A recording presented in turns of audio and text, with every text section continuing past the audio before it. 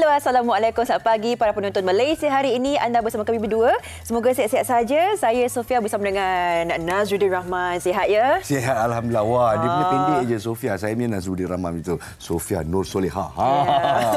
Dan hari ini 14 September, Khamis. Dan insyaAllah kepada anda yang sedang menonton, kita santai-santai saja pagi ini. Dan mungkin untuk pengisian kita buat blok pertama ini, kita nak highlightkan isu keselamatan, terutamanya untuk wanita. Betul. Tahukah Sofia, ada satu simbol antarabangsa yang kita boleh tunjuk kepada mereka yang sedang lalu lalang kalau anda ditimpa kesusahan. Betul. Dan khususnya ada satu kes ini di mana yang boleh memberikan kita satu kesedaran di mana adanya satu isyarat tangan yang boleh kita lakukan sekiranya kita berdepan dengan masalah. Jadi contoh situasi di mana mungkin ada penculikan ataupun kes keganasan rumah tangga seperti yang ditunjukkan di sini. Betul. Inilah dia kes tadi kita, seorang wanita iaitu mangsa pukul buat help gesture-nya di tapak karnival dan muju ada orang yang faham dia seperti ketakutan dan tahan sakit. Ini terjadi satu karnival di Petaling Jaya baru-baru ini. Dan kalau kita nampak gambarnya, ininya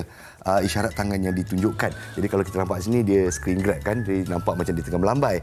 Tapi sebenarnya simbol dia kalau kita nak tunjuk kepada para penonton, kalau ditimpa kesusahan, inilah dia simbol dia. Kalau kita tunjuk di sini ya. Ini dia, tapak tangan kita menjulur ke depan dengan ibu jari tertera di depan. Lepas tu kita genggamkan begini. The violence at home signal for help. Gunakan isyarat ini sekiranya kita berdepan dengan masalah dan perlukan bantuan. Sekali lagi, bagaimana? Okey, dengan Sofia sekali. Jari masuk. Jari masuk. Lepas tu kita tutupkan jari kita. Kita rapatkan 4 jari ke bawah. Alhamdulillah. Dan kita ulangi sebanyak mungkin. Alhamdulillah dalam kes tersebut, wanita tersebut melakukan isyarat ini dan ada orang yang cakna. Saya sejujurnya kan pagi tadi saya baru tahu. Saya rasa macam, alamak, macam kalaulah sebelum ini terlepas pandang dan sebagainya, rasa bersalah. Tetapi hari ini kita harapkan kita semua cakna kalau ada sesiapa, para wanita, mangsa keganasan rumah tangga sebagainya, kita nampak macam ni, kita cepat menghubungi pihak berkuasa. Begitulah dia. Jadi dalam kes wanita tersebut telah berjaya diselamatkan. Alhamdulillah. Orang yang nampak tu telah membuat laporan polis dan telah berjaya membuat tangkapan ya. Dan sebenarnya dia betul mangsa keganasan rumah tangga. Beliau berada dalam keadaan yang sakit ya. Betul. Bila buat signal tersebut. Jadi mungkin di rumah kepada isteri dan anak-anak kita, mungkin ada anak dara yang dah pun cakna atau faham bagaimana nak melakukan signal ini, kita ajarkan di rumah. Bukan saja di khailat ramai, tapi sekarang ni kalau kita berada di laman media sosial dan sebagainya, kita lakukan live video, kita lihat akan isyarat ini. Mungkin ada orang yang memerlukan pertolongan. Betul. Dan pastinya kita akan berbincang banyak perkara lain dan khususnya kita akan melihat tinjauan cara pembuangan sampah daripada kita bercakap tentang sampah masyarakat yang mengasari wanita. Kita akan terus bercakap tentang mengendalikan masalah sampah ini khususnya yang menjadi isu di kawasan perkampungan. Betul. Jadi pasukan MHI, pasukan macam bola pula tiba-tiba masuk ke kawasan perkampungan ni. Di perkampungan Serkam Melaka ya. Jadi sebahagian perumahan yang di sana dia didapati ada tong sampah tapi ada perumahan yang tidak ada. Jadi macam mana sistemnya, dan kita saksikan bikisan kita akan tinjauan yang dibuat oleh tim MHI. Saksikan.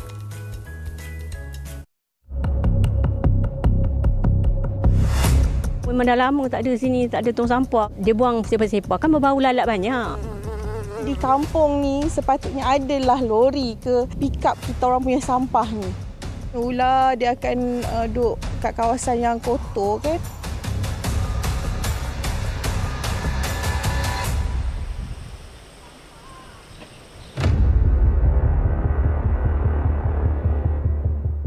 Sedar ataupun tidak, sampah semakin banyak dihasilkan oleh manusia, baik yang berpunca daripada aktiviti domestik isi rumah maupun aktiviti komersial.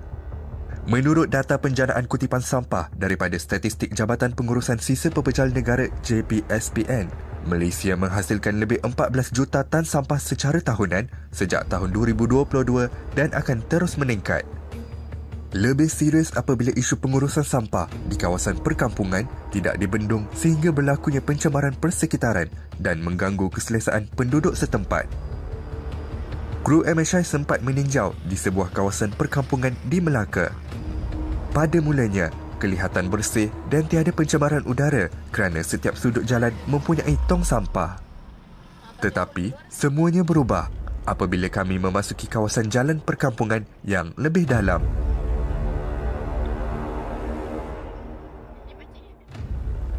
Mungkin anda nampak keadaan di sini nyaman dan tenang. Tetapi sebenarnya saya sedang menahan bau busuk daripada sisa pembuangan makanan yang dibuang oleh masyarakat di sini. Persoalannya, siapakah yang harus dipersalahkan? Dan apakah solusi untuk masalah ini? Busuk, kotor dan menjijikkan. Itulah keadaan yang terpaksa dihadapi oleh penduduk di sini kerana mereka tidak mempunyai tong sampah di setiap rumah. Hanya bergantung kepada tong sampah besar yang jauh dari perumahan mereka. Sampah masing-masing buang sendiri. Tak ada tong kan? Tak ada tong sampah. Sebab apa tu lah susahnya. 2 hari sekali nak buang. 2 hari sekali nak buang. Nak tunggu orang datang ambil. Buang tempat lain kan. Kalau boleh ndak tong sampah lah kat sini. Nak minta tong sampah 2 ke antara sudut jalan ke. Memang tak ada kat sini dalam ni. Kalau musim-musim buah-buah durian, rambutan kan, dia buang sepa-sepa kan berbau lalat banyak. Susahlah tak tong sampah nak mengharapkan anak-anak datang. Kalau kita buat hari macam rumah-rumah terbuka jadi kan, sampah kan banyak kan. Budak-budak mengangkut lah pergi buang naik kereta. Sepatutnya adalah lori ke ataupun seminggu 2-3 kali lalu pick up kita orang punya sampah ni. Memang tak pernah langsung? Memang tak pernah. Jalan-jalan kecil ni memang tak pernah ada lori yang lalu. Bila dah longgokkan sampah tu, antaranya mengundang binatang liar. Kehadiran ular lah. Biasanya ular dia akan duduk kat kawasan yang kotor kan.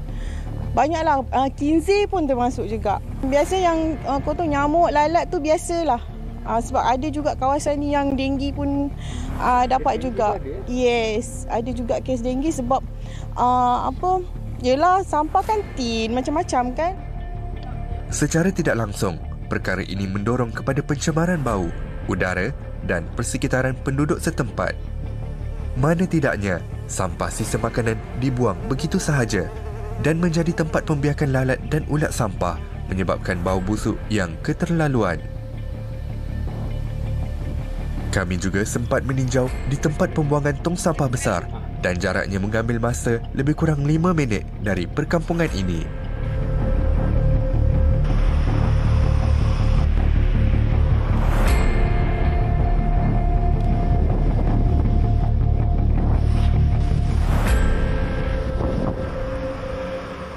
Walaupun mempunyai tong sampah besar, sampah yang dibuang tetap ada yang diletak di luar sehingga mencemarkan persekitaran kerana sudah penuh dan tidak terkawal. Mengapa sistem pembuangan sampah di perkampungan tidak diselenggara dengan baik? Dan adakah perkara ini akan dibiarkan berterusan? Kita meninjau balikkan situasi ini, Nas, ada 2 isu di sini. Satu, kesedaran sivik. Itu satu pihak, dan satu lagi pihak adalah sifat tanggungjawab itu untuk mengendalikan bagi pihak penduduk ini. Sebab kita melihat ada jurang tersebut. Kalau di bandar, ada pengurusan daripada pihak majlis. Tapi kalau berada di kawasan luar bandar, perkampungan yang dalaman dan sebagainya, bagaimana jalan penyelesaiannya? Sebab akhirnya pembakaran terbuka tu, kalau bukan persekitaran yang tercemar, adalah pembakaran terbuka yang boleh efek memberikan kesan kepada hutan dan sebagainya. Itulah dia bila kita kata tiba-tiba walau jerebu lah, mana datang jerebu ni? Datang daripada puncanya kita juga. Betul. Tapi di mana silap dan salahnya? Kesedaran sivik tidak mencukupi atau mungkin PBT atau pihak berkuasa tempatan yang harus menaikkan penanda aras mereka untuk mengawal keadaan ini. Macam mana kita akan adakan perbincangan di MHI selepas ini dengan pihak-pihak berkuasa yang tertentu, dan juga mungkin ada cara untuk anda di rumah untuk mengurangkan pelupasan sampah dengan cara yang lebih mampan. Macam mana caranya? Ya, teruskan menonton Malaysia hari ini.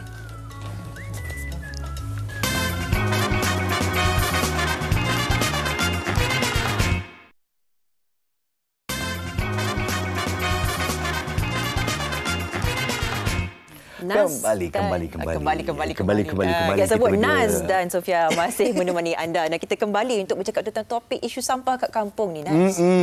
Tapi untuk saya bukan saja di kampung lah, di Malaysia secara dasarnya, adakah kita cukup cakna sebagai rakyat Malaysia untuk melupuskan sampah kita dengan cara yang lebih mampan, yang lebih efisien dan juga tidak mengganggu alam sekitar dan juga deria-deria bau kita. Itu yang penting. Jadi kalau kita tengok bingkisan sebelum ini, sebelum kita ke break sebentar tadi, tentang masalah yang dihadapi terutamanya di kawasan-kawasan luar bandar dalam sistem pelupusan sampah dan juga kesedaran mereka dalam melupuskan sampah dengan cara yang sesuai. Jadi kita bersama dengan Dr. Muhammad Yusof Ishak, pensyarah kanan Fakulti Perhutanan Alam dan Alam Sekitar Universiti Putra Malaysia. Sofia. Assalamualaikum Doktor. Thank you very much for being with us. Okay. Segak dengan batik hitam.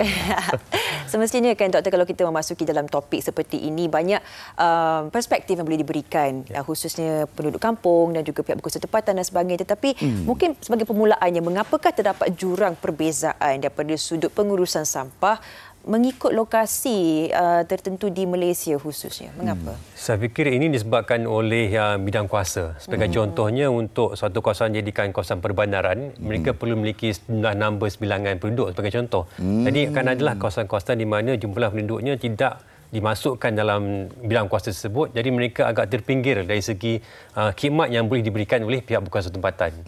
Jadi sebenarnya mengikut kepadatan penduduk setempat di sana, ya? Kepadatan penduduk dan juga mengikut accessibility. Di mana kita ada contohnya kampung tradisi dan juga kawasan-kawasan bagan air sebagai contoh. Ini yang di luar, masih lagi di luar lingkup, ruang lingkup pihak berkuasa tempatan. Tapi kalau kita lihat tadi, ya Sofia, dalam bikisan sebentar tadi di Serkam Melaka, di kawasan perumahan tu, semuanya rumah batu di sana. Kita nampak ada yang ada tong sampah, ada yang tak ada tong sampah. Ada jalan besar. Lepas tu adalah jalan tikusnya, tapi semuanya bersambung. Jadi di sana kita tak nampak satu sistem yang menyeluruh. Pendapat Doktor? Ini memerlukan, saya rasa, lonjakan dari pihak berkuasa tempatan lah. Kalau kita menggunakan contoh di Kuala Lumpur, kita lihat ada kenderaan beroda 3 yang digunakan untuk mengambil sampah. Jadi walaupun akan mendatangkan kos kepada pihak berkuasa tempatan, jadi setidaknya ini dapat mengelakkan lagi impak dari segi alam sekitar jika sampah tersebut tidak diambil. Jadi saya rasa pihak berkuasa tempatan perlu mengambil kira kawasan-kawasan yang tidak boleh diakses tadilah. Baik Doktor, ada satu titipan di media sosial kita di MHI TV3 daripada Tuan Pak Ngah Merbuk. Sebutan di sini disebutnya Majlis Perbandaran hanya cover di kawasan perumahan kerana bayar cukai pintu. Di kampung-kampung ni memang tak ada. Di JKK dan Wakil Rakyat sepatutnya membawa perkara ini ke pihak yang sepatutnya, sebab mereka ni sangat-sangat gusar dengan kedatangan penyakit yang bakal datang kalau tidak diuruskan. Bagaimana pendapat Doktor? Masih lagi menjadi perbincangan lah sama ada wang cukai dibayar dan sebagainya. Walau bagaimanapun, saya fikir satu konsep yang cuba diketengahkan oleh kerajaan sekarang adalah waste to wealth ataupun circular economy. Waste to wealth. Di mana sisa-sisa kompos tersebut boleh ditukar menjadi sesuatu yang boleh menjana pendapatan. Tapi kita harus sedia maklumlah bahawa tidak semua sisa tersebut boleh dikompos ataupun ditukar menjadi bentuk-bentuk yang lebih diguna pakai semula. Ada sisa berbahaya contohnya yang perlu dilupuskan dengan cara lebih selamat. E-waste sebagai contohnya. Dan kita kena ingat bahawa perkampungan kita sudah menjadi bandar. Dalam masa 10 tahun lagi, hampir 80% daripada Malaysia ni kawasan bandar. Tapi diet kita makin berubah. Makanan kita semakin berminyak dan berlemak. Jadi ini akan mendatangkan cabaran lah yang perlu kita tangani sekarang. Okey, jadi kalau kita nampak habit atau cara pemakanan kita berbeza, itu satu hal lah, kita tak boleh kata berubah. Itu lumrah dikatakan. Tapi macam mana tahap kesedaran orang awam di sana dari segi pelupusan sampah? Macam kita ada suatu program di mana kita harus asingkan sampah kita dan sebagainya. Tapi pada orang yang duduk di kawasan luar bandar, kita asingkan pun macam ada orang yang datang nak ambil kan. Jadi di mana harus kita betul-betul tumpukan perhatian? Kesedaran sivik ataupun kita tekan pihak berkuasa tempatan? Saya rasa ini memerlukan kedua pihak. Jadi pihak berkuasa perlu menguatkuasakan kembali pengasingan di punca supaya kontraktor tersebut boleh mengambil sisa yang khusus bagi digunakan ataupun diproses seterusnya. Dan pihak berkuasa dan juga pihak orang ramai sepatutnya, kita dah ada kesedaran, kita dah ada knowledge, tapi kita tak ada amalan, praktis. Jadi inilah platform yang perlu kita sambungkan dari segi bagaimana jika mereka menghasilkan sisa tersebut, ditunjukkan bagaimana ke mana perginya sisa tersebut dan bagaimana sisa tersebut boleh membantu meningkatkan kualiti hidup di kampung-kampung. Ini yang perlu kita tunjukkan kepada mereka. InsyaAllah. Kedua-dua belah pihak memainkan peranan. Kita kalau ada ilmu sedikit seperti mana di TikTok, di media sosial sebagainya, banyak cara-cara yang kita boleh belajar untuk menggunakan cara kompos. Tetapi Doktor, kalau kita melihat perspektif, contohnya ada banyak jenis buangan dan sebagainya. Contoh seperti bahan kimia yang tak dipakai ataupun batu bata, pembinaan dan sebagainya. Dan kalau kita menyentuh tentang kawasan luar bandar ni, bagaimana untuk menguruskan barang seperti itu? Adakah dapatnya cara lain supaya orang-orang kampung boleh meminta pertolongan untuk menguruskan? Kalau kampung yang berdekatan kawasan pertanian sebagai contohnya lah, kita perlu mengkhususkan apa sisa dijana mereka. Sebagai contohnya tong-tong racun. Ini yang perlu kita kawal dengan selamat lah. Dan selain daripada itu, kita juga perkampungan sekarang ni penuh dengan sisa elektronik sebagai contoh. Jadi sisa elektronik sebenarnya boleh kita jual kepada pembekal yang kontraktor yang akan memberi kita sedikit dana lah sebagai imbuhan kepada kita. Jadi perkara-perkara kecil inilah hingga kita perlu gabungkan di suatu daerah sebagai contohnya supaya ada jadual yang akan memberi impak lah dari segi kutipan. Yang konsisten juga ya. Yang konsisten. Kalau amalan daripada orang ramai juga harus konsisten, PBT juga harus konsisten dalam sistem mereka. Jadi satu lagi lah, kita ni kalau cakap pasal Cakna tentang pelupusan sampah dan sebagainya, dia kadang-kadang kita kumpul satu tempat, kadang-kadang semua jiran-jiran yang tak ada tong sampah tu, okey, kita kumpul sini dah seminggu dah ni. Seminggu monyet dah datang, anjing dah datang. Okeylah, kita bawa ke depan lah. Sebab asalkan jangan depan mata, betul? So inilah terjadinya bila ada parit tak sebenarnya ni. Bom masuk parit, bom masuk sungai dan sebagainya. Dan mungkin kepada mereka yang buang sampah tu, asalkan bukan depan mata kita, okey, problem dah settle. Tapi ia menjadi masalah kepada semua jika menjadi pencemaran. Pendapat doktor? Dengan penggunaan media sosial sekarang, saya rasa kita boleh menetapkan KPI bagi setiap kontraktor yang terlibat dari segi pungutan sisa. Inilah data kita yang perlu kita terima dan kita perlu guna pakai pada sekarang ini. Jadi kita kena pantau dan kita kena beri maklumat jugalah. Betul. Saya memikirkan kita menyentuh tentang PBT, kontraktor dan sebagainya. Tapi saya terfikir satu peluang di mana kalau orang kampung itu sendiri yang ialah meletakkan satu sistem di mana dia menguruskan kampung sendiri, sampah dan sebagainya, mungkin dengan penggunaan lori untuk disampaikan sampah tersebut ke tempat pelupusan yang sepatutnya. Mungkin satu peluang perniagaan bisnes juga. Masalahnya bukan hal aku. Semuanya kata bukan hal aku. Itu masalahnya. Mindset kita. Tapi kita ada program dipanggil Waste to Energy sekarang, di mana incinerator dengan teknologi yang terkini memerlukan sumber ataupun bahan-bahan sisa yang berterusan. Jadi inilah boleh menjadi satu punca pendapatan bagi kawasan-kawasan tersebut, di mana mereka boleh menyumbang sisa dan digunakan sebagai feed kepada incinerator tersebut untuk menghasilkan tenaga. Waste to energy ya. Jadi bukan saja kita dapat kitas semula untuk menjandakan pendapatan, tapi untuk menjandakan tenaga. Itu suatu inisiatif yang amat bagus. Jadi mungkin kita nak tanya nasihat atau pendapat doktor untuk para penonton kita di luar sana.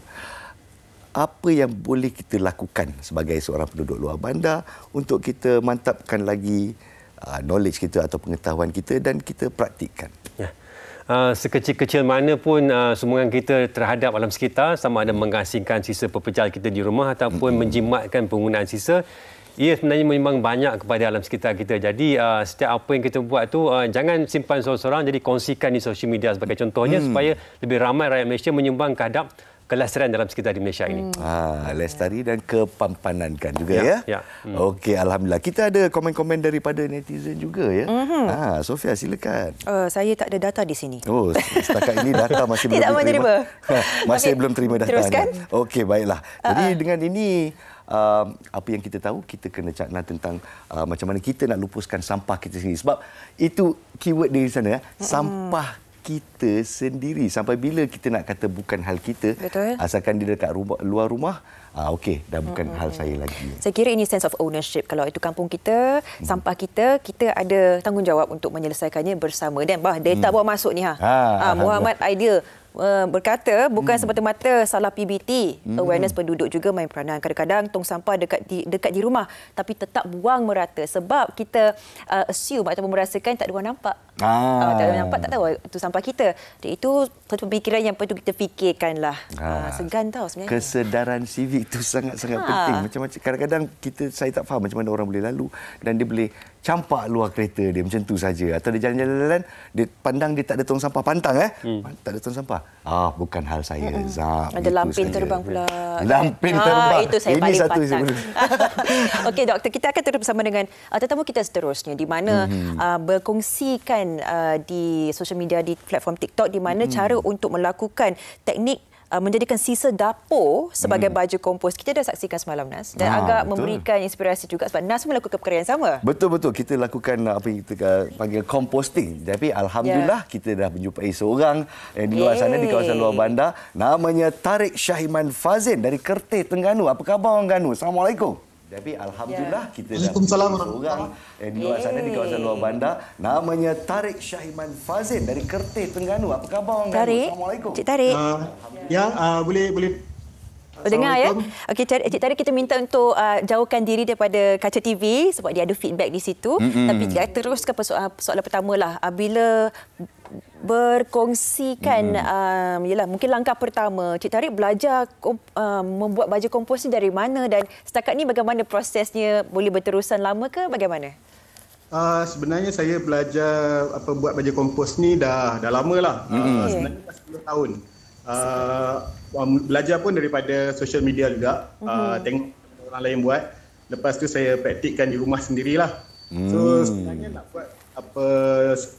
nak buat kompos ni sangat mudah lah. Kita cuma perlukan bahan-bahan yang sisa dapur kita lah. Contohnya kita punya buah, kulit-kulit buah, bahagian sayur yang kita tak pakai. Mungkin kalau ada nasi yang dah basi ke, yang tu selalunya kita buang dalam tong sampah kan. Tapi sebenarnya kalau kita tahu cara dia, kita boleh gunakan dia untuk jadikan untuk jadikan kompos lah. Kompos ni. Tapi Tariq, nak tanya, bukan semua bahan-bahan sisa boleh diletakkan dalam tong kompos kita. Betul atau salah? Betul. Kalau bahan-bahan macam sisa daripada daging, macam kulit-kulit udang ke apa, kita tak boleh jangan masuk, saya nasihatkan jangan masukkan sekali lah. Sebab nanti dia akan mengundang lalat datang, lepas tu kawasan tu akan jadi busuk lah. Dan kita sedar tak sedar akan ada banyak lalat dekat kawasan rumah kita. So ini pun berdasarkan pengalaman saya lah. Saya pernah buat macam tu and then ada banyak lalat. So saya dah stop lah. Bahan-bahan macam tu kalau nak letak dalam kita kena kambus terus dalam tanah. Kalau tak, kita just buang dengan masuk dalam tong sampah lah. Saya melihat Cik Tariq ni banyak menggunakan kaedah trial and error, mempelajari langkah-langkahnya. Dan mungkin ialah untuk pemahaman bersama, kita ni menghasilkan menjana sampah-sampah dan sebagainya setiap hari. Jadi bila melakukan teknik membuat baju kompos ni, berapa hari yang diambil untuk satu orang kata tong tu selesai menjadi baja yang boleh dilupuskan menjadi baja, betul lah. Berapa lama tu Cik Tariq? Dia bergantung kepada bahan yang kita masukkan. Kalau kita masukkan bahan-bahan yang mudah reput, bahan-bahan yang lembut, dia mungkin ambil masa dalam 2 minggu ke 3 minggu saja. Tapi kalau kita masukkan benda-benda yang keras, macam contoh kita masukkan ranting ataupun contoh kulit durian ke, kulit buah kan, yang tu dia akan ambil masa yang lebih lama lah, mungkin ke 2 ke 3 bulan. So caranya, jangan, kalau kata kita buat teknik ni, kita kena ada 2-3 tempat lah yang kita ada lubang tu, yang kita boleh buat. Maknanya kalau minggu ni kita buang dalam satu lubang, minggu depan kita buang dalam lubang yang lain pula. Okey, setakat ni mungkin teknologi tidak menyebelahi kita. Kita nak tengok sangat muka Encik Tariq ni dan kita nak tengok macam mana keadaan yang dia buat di belakang rumah tu. Tapi nampak tong tu macam kecil pasal dia kata dia ada lebih daripada satu. Jadi kalau kita gali satu yang besar macam kita 8 kaki ke bawah, sedalam-dalamnya, berani tak Encik Tariq? Okey, dia kalau kita gali yang terlalu dalam, dia ada masalah dia takut dia punya perebutan tu dia lambat and then dia akan jadi bau busuk lah. So baiknya kita buat lubang yang kecil, yang tak dalam, dan kita buat baju lubang. Lepas tu kita boleh gunakan kita kena gile-gile lah. Yang tu lebih bagus lah. Kalau kata lubang dia terlalu dalam, perebutan dia lambat, nanti dia akan menghasilkan bau yang tak menyenangkan lah. Okey, Cik Tariq, akhirnya kita dapat melihat wajah Cik Tariq berada di kawasan perkarangan rumah. Boleh tunjukkan ada berapa banyak lubang yang digali di kawasan rumah tu untuk melakukan baju kompos ni? Alamak, terputus. Saya cuba. Okey. Saya punya, Okey, ni salah satu lubang yang saya buat tu lah. Yang saya tunjukkan cara macam mana nak buat tu dekat saya punya TikTok. So, bila saya buka ni boleh nampak lah sisa yang saya dah letak kat dalam tu. Saya suka kan yang ada penutup. Estetiknya memang cantik lah Betul, nampak. ada macam nenas pula kat dalam tu. Ada estetik di sana. Saya ada beberapa lubang lah yang saya saya ada sediakan beberapa lubang lah dekat sekeliling kawasan rumah saya ni. Boleh saya tanya berapa orang dalam household Encik Tarik? Dalam rumah saya ada 2 dewasa dan 4 kanak-kanak. Oh, 6 orang. Itu banyak sampah tu. Jadi kalau selalunya lah sebelum composting mungkin 3-4 beg seminggu ke, berapa beg sampah seminggu? Tapi lepas composting ni pula dah berapa beg seminggu? Mungkin sebelum dalam 4 beg macam tu. Sekarang ni bolehlah kurang kepada 3 ataupun 2 beg. Sebab banyak sampah yang besar tu ialah hasil daripada sayur-sayuran macam tu lah. Sayuran apa semua tu kita dah buat kompos. So cuma buang yang macam sisa ayam, sisa ikan macam tu je lah. Gitu. Terima kasih Encik Tarik. Ini memberikan satu perspektif sebab kalau kita duduk kampung kan, kebiasaannya ada tanah kat belakang tu. Betul. Jadi apa yang menghalang kita sebenarnya untuk ialah menggali 2-3 lubang. Betul. Dan kita step by step mempelajari cara untuk melakukan baju kompos ni. Kan? Jadi satu kehidupan yang lebih lestari, lebih mampan. Jadi terima kasih Encik Tarik berkongsi pengalaman di media sosial dan semoga terus memberi inspirasi untuk kami rakyat Malaysia. Okey, sama-sama. Terima kasih. Alhamdulillah, all the way dari Kerteh, Terengganu. Kalau Geganu boleh di kawasan tempatan di sini, di Klang Valley, apa salahnya kan? Okey, Doktor, terima kasih banyak-banyak kerana berkongsi pendapat dengan kita juga. Dan semoga memberi inspirasi kepada anda di pagi ini untuk mula suatu kehidupan lestari yang baru. Segalanya bermula daripada mindset ataupun cara pemikiran kita, boleh kita lakukan. Kita akan berehat seketika. Malaysia boleh dan kita berehat seketika. Dan selepas ini pula Malaysia boleh. Kita ke Desaru nampaknya. Untuk apa? International Bike Week kembali dan semua detailsnya berada di MHI. Jangan ke mana-mana.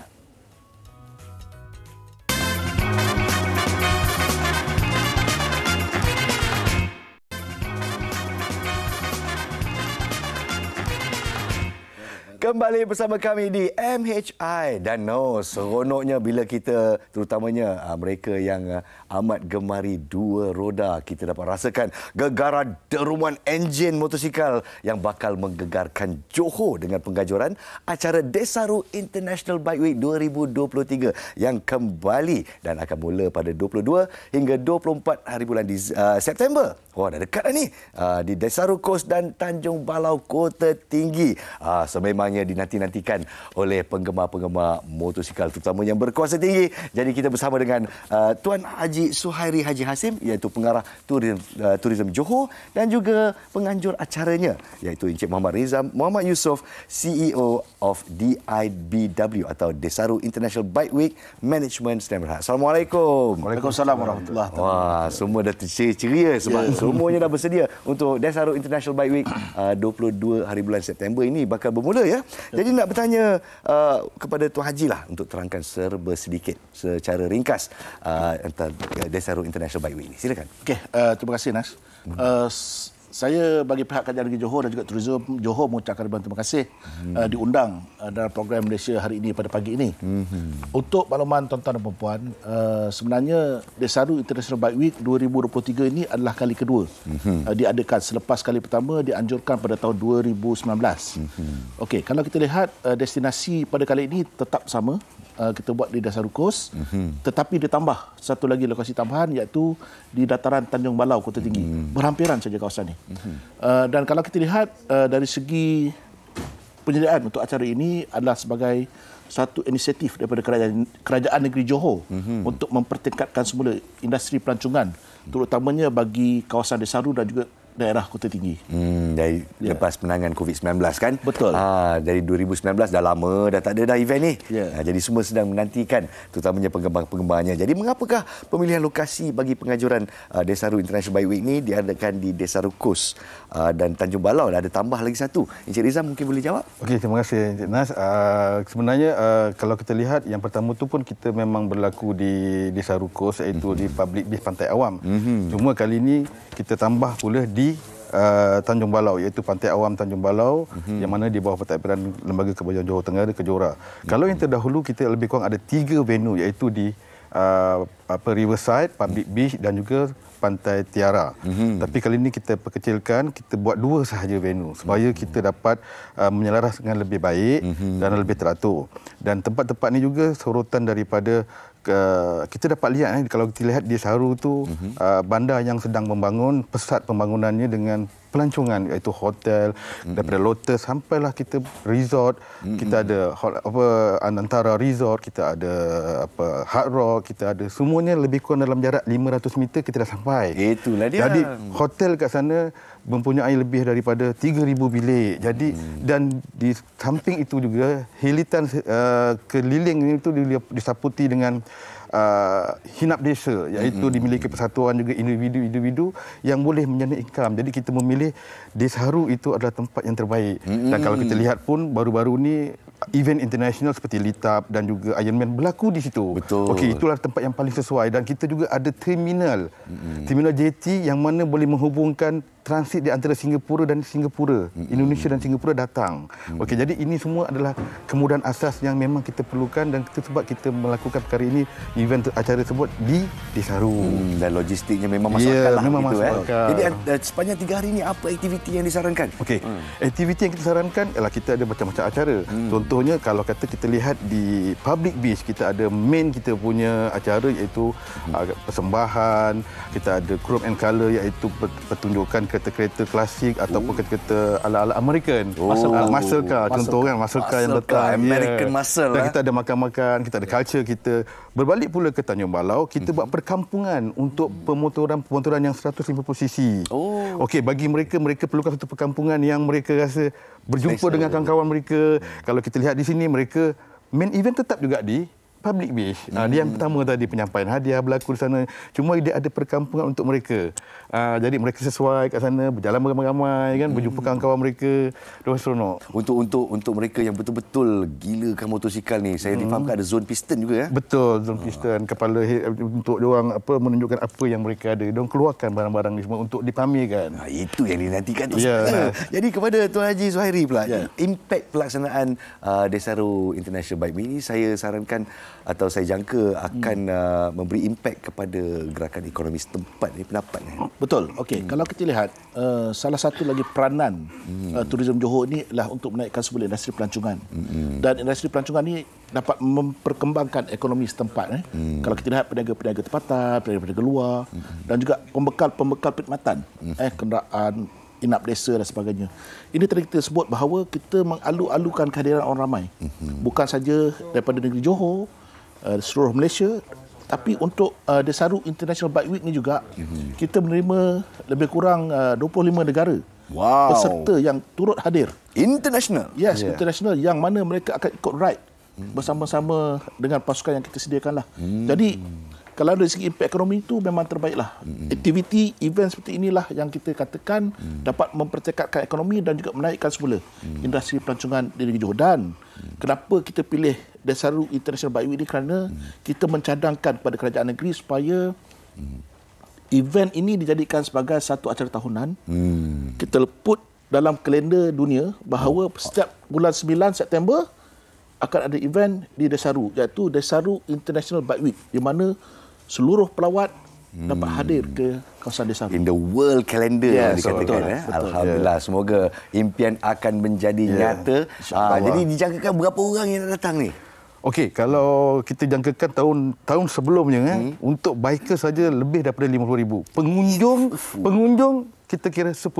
Jadi yang kali ini kita kali 2. Kita beranggapan kita nakkan mereka ramai-ramai datang, mereka seronok berjumpa dengan kawan-kawan mereka yang sudah lama tak jumpa dalam keadaan COVID, dan kita rangkumkan, kita himpunkan mereka di sana. Baiklah, kita himpun di mana? Di Desa Haru for Desa Haru International Bike Week. Mari 22 hingga 24 September. Jadi datang beramai-ramai, terutamanya anda yang gemarkan ride beroda 2 ya. Jadi terima kasih sekali lagi. Ada pesanan sikit. Boleh. Okay. Sila. Oleh kerana event inilah event yang dianjurkan oleh kerajaan negeri Johor.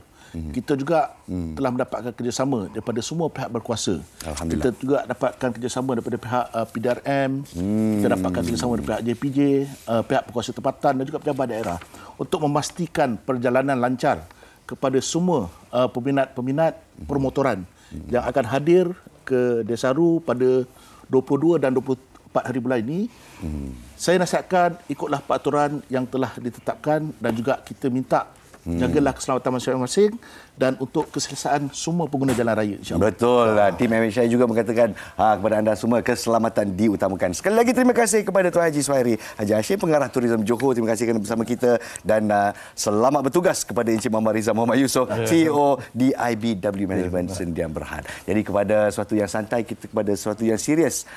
Kita bersama dengan Sofia Nur Soleha bersama-sama dengan tetamu kita dari Kementerian Dalam Negeri dalam usaha membantras jenayah pemerdagangan orang. Silakan Sofia. Terima kasih Nazruddin Rahman. Kita akan terus membincangkan tentang satu isu, bukan isu tetapi satu inisiatif yang cukup kuat oleh Kementerian Dalam Negeri dalam usaha untuk membantras jenayah pemerdagangan orang. Kita terus bersama dengan Puan Syuhaida Abdul Wahab Zain, Setiausaha Bahagian Mapo Kementerian Dalam Negeri, untuk terus kita bincangkan tentang inisiatif ini. Assalamualaikum Puan. Waalaikumsalam Sofia. Terima kasih meluangkan masa.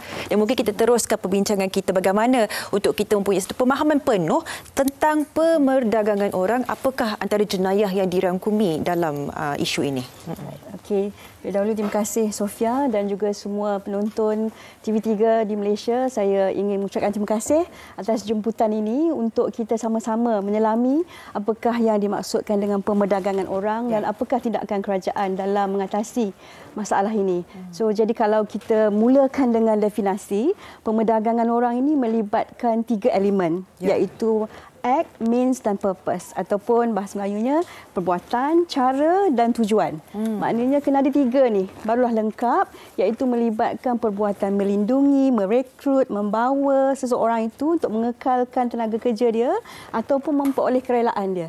Itu dia punya perbuatan. Cara dia adalah dengan cara diperdaya dan juga abuse of vulnerability ataupun kedudukan dia yang berisiko dan sebagainya, diancam, dipaksa, dan juga tujuan dia adalah tujuan eksploitasi, yang mana dalam hal ini di dalam akta kita kategorikan eksploitasi itu kepada perkara-perkara yang melibatkan sexual exploitation ataupun eksploitasi seksual.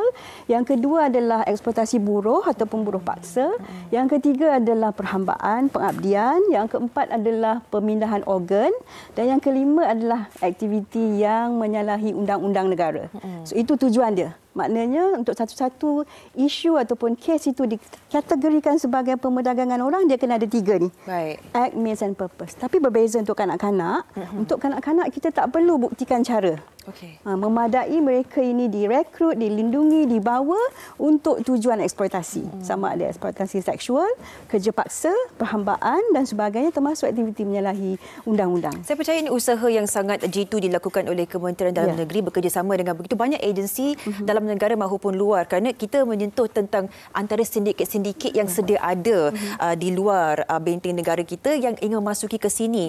Dan ada mereka yang terpedaya, dan seperti mana yang disebutkan yang berbagi Datuk tadi kan, negara kita telah digemparkan dengan aktiviti jenayah penipuan pekerjaan di luar negara, dan ini semestinya satu perkara yang perlukan inisiatif kita untuk menghadangnya. Apakah ini juga satu bentuk pemerdagangan orang ke bagaimana Puan? Ya, betul Sofia. Yang ini pun satu trend baharu yang mana pihak UNODC ataupun United Nations Office on Drugs and Crime telah mengkategorikan isu ini ataupun forced criminality ini sebagai salah satu daripada elemen pemerdagangan orang.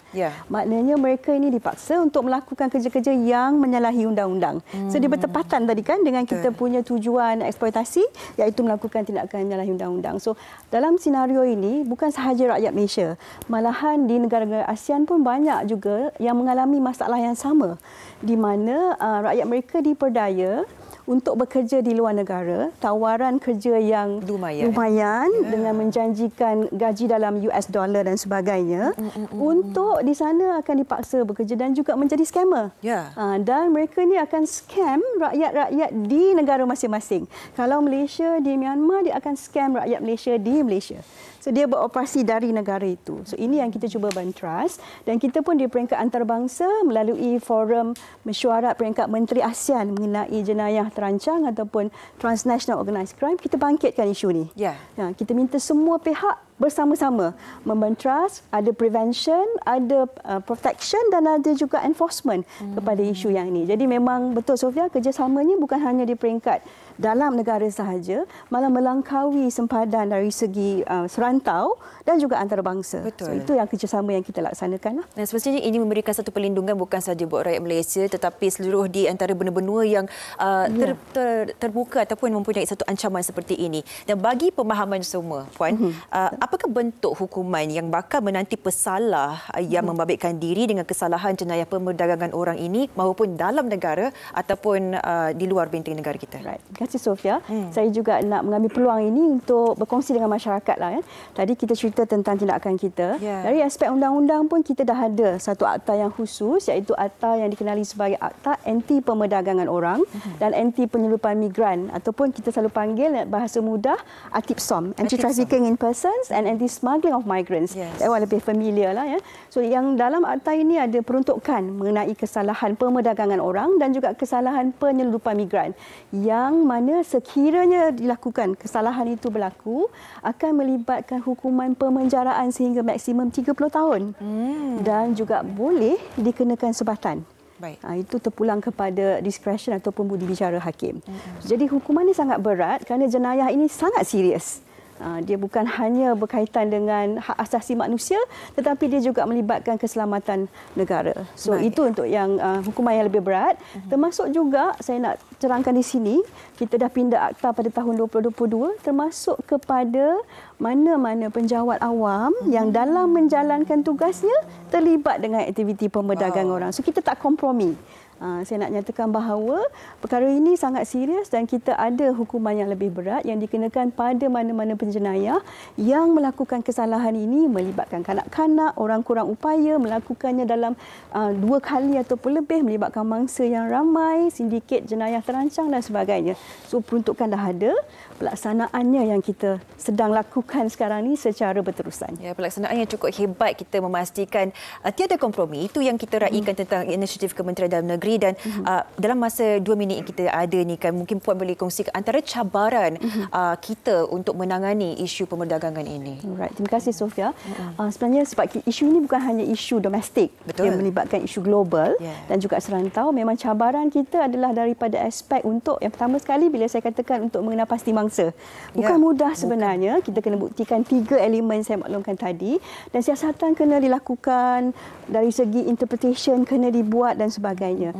Dan yang kedua adalah kerjasama mangsa. Kadang-kadang kita nak dapatkan mangsa ni untuk tampil, memberikan kerjasama kepada agensi penguatkuasa, ada cabaran-cabaran tertentu, termasuk juga rakyat kita yang diperdaya di luar negara, ada yang memilih untuk tidak bekerjasama. Itu dia punya cabaran. Dan yang ketiga adalah dari segi kerjasama melibatkan interagensi yang di luar dan juga di dalam negara. Tapi saya percaya Sofia, cabaran ini adalah cabaran yang biasa di mana-mana negara. Dan Kementerian Dalam Negeri kita sentiasa berusaha untuk mengatasi masalah ini melalui tindakan partnership ataupun bekerjasama dengan banyak pihak. Saya bagi contoh untuk interpretation ataupun penterjemahan. So kita adakan kolaborasi dengan pihak mahkamah dan juga pihak International Justice Mission NGO yang menyediakan interpreter mengikut bahasa yang diperlukan. Dan kita juga sediakan training ataupun latihan kepada pegawai-pegawai kita untuk memastikan mereka ni dapat menapasi mangsa. Kita sediakan panduan melalui garis panduan nasional mengenai indikator perdagangan orang ataupun bahasa Inggerisnya National Guidelines on Human Trafficking Indicators. Kita dah lancarkan versi kedua pada 22 Mac 2023 yang lalu. So ini yang kita lakukan. So kalau saya boleh juga untuk nyatakan sedikit usaha kerajaan pada ketika ini di bawah Kementerian Sumber Manusia iaitu Ahli Majlis Anti Perdagangan Orang sedang melakukan ataupun menganjurkan seminar mengenai forced labour ataupun buruh paksa. Dan petang ini kita akan ada bersama-sama dengan mangsa, bersama-sama Menteri Dalam Negeri, Menteri Sumber Manusia untuk turut meraihkan mangsa dan juga memberi pengiktirafan kepada kementerian-kementerian yang melaksanakan tugas termasuk syarikat yang tampil untuk berikrar untuk anti perdagangan orang dan buruh paksa. Esok pula kita ada simposium antarabangsa mengenai perdagangan orang. So kita dah susun penglibatan semua pihak, tak kira dari segi industri, akademia dan juga pegawai-pegawai kerajaan ada di dalam tu. Memang Sofia. sangat-sangat komprehensif dan kita berterima kasih kerana memberikan satu intipati dan gambaran bagaimana kita cukup committed untuk memastikan keselamatan orang kita dan juga anti pemerdagangan orang ini. Kita ucapkan terima kasih setinggi-tingginya kepada Puan Syuhaida Abdul Mahad Zain, Setiausaha Bahagian Mapur daripada Kementerian Dalam Negeri, sudi meluangkan masa. Terima kasih Puan. Terima kasih kembali Sofia. Semoga terus kekal committed dalam melindungi rakyat Malaysia dan kita akan terus berehat seketika, teruskan menonton Malaysia Hari Ini.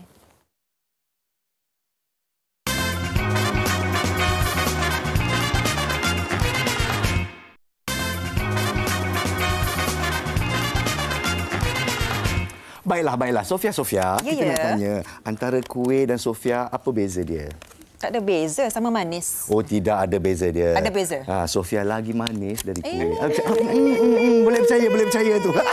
Pick up line di pagi hari untuk Sofia Nur Soleha. Kita manis semua ni. Kenapa kita ada kuih banyak-banyak ni, Sofia? Kenapa? Sebab kita tengah bincangkan tentang kuih piknik manis pahit bersama 16 September 2023. Ini sempena dengan Hari Malaysia lah. Ya, itu kempen Media Prima Berhad untuk membawa Malaysia bersatu hati sambil kita meraihkan Hari Malaysia yang pada 16 Disember nanti. Segulai sejalai, itulah dia. Seiring sejalan. Dan kalau kita cerita pasal seiring sejalan ni, saya ni kalau nampak kuih ni kan teringin juga nak pergi piknik kan, macam Mak Saleh kan, dengan matahari macam Mak Saleh. Lepas tu kita layan kuih-kuih kita yang bermacam-macam. Jadi siapa expert yang kita nak bawa di sini untuk cerita pasal kempennya, bersama dengan Encik Muhammad Ezwan Muhammad Zain, pengasas dan pengarah urusan kuih, dan juga bersama dengan Aisyah, penyampai Hot FM yang semanis kuih yang saya pegang. Terima kasih. Sama-sama. Kami dengan kuih je bagi-bagi. Apa nak buat? Saya diapit oleh dua orang yang manis, Encik Ezwan. Betul? Mungkin kita terus mulakan perbincangan kita. Apa yang perlu kita tahu tentang acara kuih piknik ini dan apakah tujuan utamanya? Tujuan utama dia adalah sebenarnya kita nak beramah mesra dengan ramai orang, dengan rakyat Malaysia. Of course sekali untuk kita sambut juga 16 September ini untuk Hari Malaysia. And paling best sekali semua penyampai Hot FM akan ada dekat sana. So boleh bergambar, boleh jumpa juga artis-artis yang ramai juga. So kalau nak datang, nak tengok siapa artis ni, kena datanglah. Wah, dia cakap laju lah macam radio lah. Laju tu biasa cakap kat radio kan. Bila dah nampak muka, awak tengok laju saya dengar macam sedapnya suara Aisyah ni. So nak jumpa Aisyah kena turun badan ke sini. So terusnya kita tahu jugalah antara kuih menarik kan. Itulah dia. Encik Ezwan, kalau kat kuih ni lebih daripada 40 jenis kuih yang selalu ada lah. Mesti ada punya. Jadi untuk event ini apa yang istimewa? Kali ni kalau kita benda yang paling utama sekali, kita nak sampaikan mesej apa yang disampaikan oleh Media Prima lah. So of course bila dia melibatkan kuih ni, kita ada berbagai jenis kuih yang kita tawarkan. Yang ni memang kita nak bagi kat semua pengunjung yang datang. Macam tu saja? Bagi macam tu je. Allah, baiknya. Tak payah bayar apa-apa pun. Baiknya Encik Ezwan kita. Maksudnya suasana piknik, santai. Kita sambut Hari Malaysia, makan-makan sikit. Ada teh tarik, ada kopi. Itu yang penting kan? Itu betul-betul Malaysia. Gaya hidup Malaysian. kita kan. So kita tawarkan ada 6 jenis kuih lah. 6 jenis kuih ya. Mengapa Cik Ezwan rasakan ini penting? Walaupun kita macam kuih, kita minum teh tarik dan sebagainya, tapi pembentukan identiti kita sebagai rakyat Malaysia ni mengapa? Apakah saling kaitnya? Kalau kita tengok, kalau dalam bidang lain, kalau contoh sukan, bola sepak menyatukan semua bangsa. Betul. So bila kita cakap pasal kuih ni, dia melibatkan semua bangsa dalam Malaysia ni. Betul. Tak kira Melayu, Cina, India, semua suka. Jadi saya rasa kuih ni impact dia adalah untuk menunjukkan ini tradisi kita, ini apa yang kita bawa tentang bangsa yang ada kat dalam Malaysia ni. So diterjemahkan dengan makanan dia adalah kuih. Alhamdulillah. Dan banyak benda kita nantikan pastinya akan datang ke anda dan pastinya jangan ketinggalan dalam peluang ini untuk sama-sama meraihkan Hari Malaysia bersama. Semua di mana? Di mana? Cakap je tempat dia. Taman Kolonial Bangunan Abdul Samad, Sultan Abdul Samad. Jadi sampai dapat Aisyah pasti akan ada di sana bersama dengan kru Hot FM. Alhamdulillah itu saja masa yang kita ada pada pagi ini. Terima kasih menonton Malaysia hari ini. Pastikan jangan ketinggalan esok. Kita bawakan topik yang sangat menarik lah. Nak tahu? Kita tengok esok lah. Meraihkan Hari Malaysia insya-Allah. Jadi terima kasih kepada Encik Muhammad Ezwan Muhammad Zain sekali lagi. Majulah kuih untuk negara. Terima kasih juga kepada Aisyah dari Hot FM. Selamat mereka. Kita nak wrap up rancangan kadang-kadang dia tak cukup masa. Baru saja kita nak bagi exam kuih. Awak makan. Baru nak bagi exam. Tahu tak kuih apa ni. Jadi semuanya selamat pagi diucapkan kepada anda semua. Assalamualaikum. Jaga diri. Assalamualaikum. Bye. Kuih.